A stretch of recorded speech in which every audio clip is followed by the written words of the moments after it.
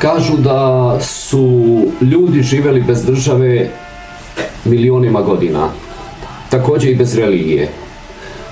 Ta propoved važi za ljude koji žive danas. Ne treba nam ni država, ni religija. Mi smo građani svijeta i dovoljan nam je Facebook i YouTube. Da li je to baš tako? Ispred mene se nalazi šejk Mustafino turbe iz 1783. godine. Ono je uredno održavano, kao što se sa fotografije vidi, i vidjet ćete da je i prostor oko njega uredno uređen. Iza turbeta nalazi se jedna kućica koja je prosto sklona padu.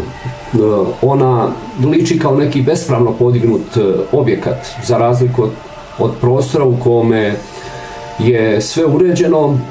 Ona već izdaleka liči da nešto što treba da nestane i što smeta. Dakle, ovaj prostor uređen je dobrim pločicama, lepim lampionima, ispred njega nalazi se ograda i on je pravi reprezentativan objekat, kao da se Osmanlijsko carstvo nikada nije ni udaljilo iz Beograda.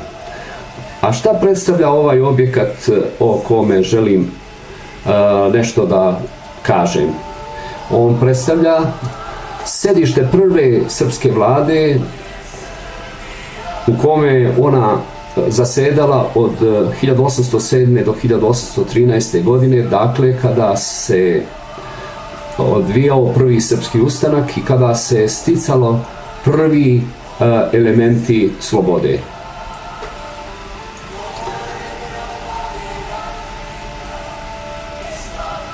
Pogledajte okruženje objekta i sam izgled objekta.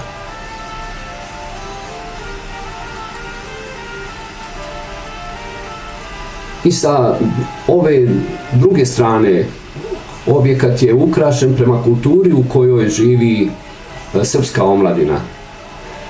Dakle, nezavisno što ispred objekta se nalazi Kolarčeva zadužbina, Beogradski univerzitet, najstariji fakulteti ovoga naroda, kao i spomenik knezu, odnosno kralju, koga Srbi iz milja zovu ne kod kneza, kod kralja, nego kod konja.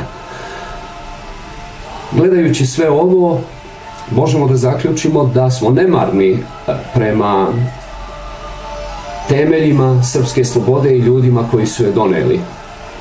Umjesto da ovaj objekat bude reprezentativan i da se prvi časovi nastave jednog naroda i dece obavljaju u tom gotovo sakralnom hramu, on izgleda kako izgleda i to je najbolja slika kako izgleda i naša država i zašto naša država izgleda kako izgleda. Hvala vam.